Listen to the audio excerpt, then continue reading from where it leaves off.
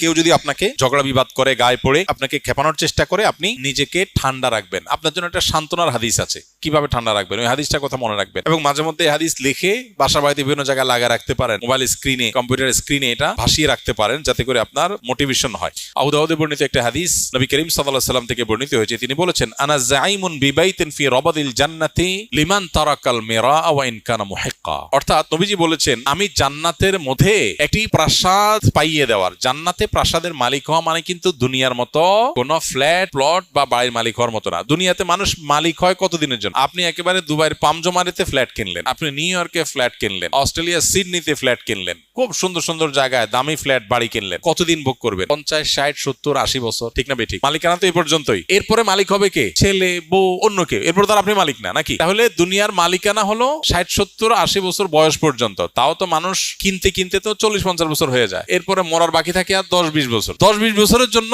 ফ্ল্যাটের মালিক হয়, তাতেই কি ভাবসাব। আর জান্নাতের যদি কেউ ফ্ল্যাট আর অট্টালিকার মালিক হয়, সেটা কতদিনের জন্য হবে? অনন্তকালের জন্য, যার কোনো শেষ নাই, যার কোনো সীমা নাই, কখনো শেষ হবে না। সুবহানাল্লাহ। নবীজি বলেছেন, আমি ওই ব্যক্তির জন্য জান্নাতের মধ্যখানে প্রাসাদ আল্লাহর কাছ থেকে পাইয়ে দেওয়ার দায়িত্ব নিলাম। আমি গ্যারান্টি দিচ্ছি, আল্লাহর কাছ থেকে আমি তাকে জান্নাত পাইয়ে দিব।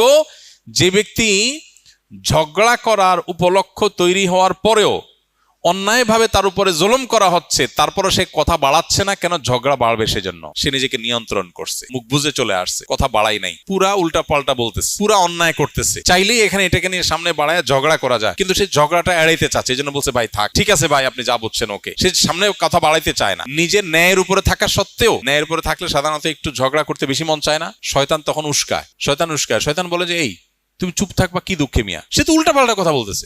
আরে এসব উল্টা কথা মানা যায় নাকি? ঝগড়া করার পর কেউ জিজ্ঞেস করে, ভাই এত চেঁচাচেঁতি করলেন কেন? আরে ভাই কি উল্টা পাল্টা কথা শুনেন না, মাথা ঠিক থাকে। শয়তান যুক্তি দেখায় না। কিন্তু ইমানদার, বুদ্ধিমান ইমানদার, যে ওই যে জান্নাতে আল্লাহ নবীর দায়িত্ব নেওয়া প্রাসাদের মালিক হতে চায়, সে কি করবে? সে সবর করবে। সে দেখতেছে উল্টা পাল্টা হচ্ছে, দেখছে যে কথা বললে এখানে ঝগড়া হবে, ঝগড়া হলে আমার মেজাজটা গরম হবে, তার চাইতে বলবে, ভাই ঠিক আছে ভাই, ওয়াইদা খাতাবাহুমুল জাহিলুনা ক্বালু সালামা। জাহেলদের সাথে কথা বললে বলবে সালাম। এই মানুষটা খুব কম সমাজে, এই মানুষের সংখ্যা খুব, কারণ জান্নাতি মানুষ তো কম হবে। তাহলে এবার দেখেন, যৌক্তিক হোক, আপনার কথাটাই সঠিক, সে উল্টা পাল্টা বলতেছে, ফেসবুকে একজনের পোস্ট লিখছে, আর দেখলে মেজাজটা কি উল্টা পাল্টা কথা বলতেছে। এই জন্য আপনি কমেন্ট বক্সে গিয়া তার গোষ্ঠী উদ্ধার করে গালিগালাজ দিল, সে আবার আপনার গোষ্ঠী উদ্ধার করে, আপনি আবার তার দাদার গোষ্ঠী উদ্ধার করলেন। এভাবে আস্তে আস্তে সামনে বাড়তে থাকলো। বুদ্ধিমানের কাজ, সম্ভব হলে যৌক্তিকভাবে পারলে তাকে বুঝালাম, আর যদি মনে হয় বুঝাইতে গিয়ে উল্টা বরং আমারই মেজাজ গরম হবে একটু পর, তার চাইতে ভালো বলবো, ভাই ঠিক আছে, আপনারটা নিয়ে আপনি থাকেন, মুস্কি হাসি দিয়ে চলে আসবো। এটা হলো বুদ্ধিমান মানুষের কাজ।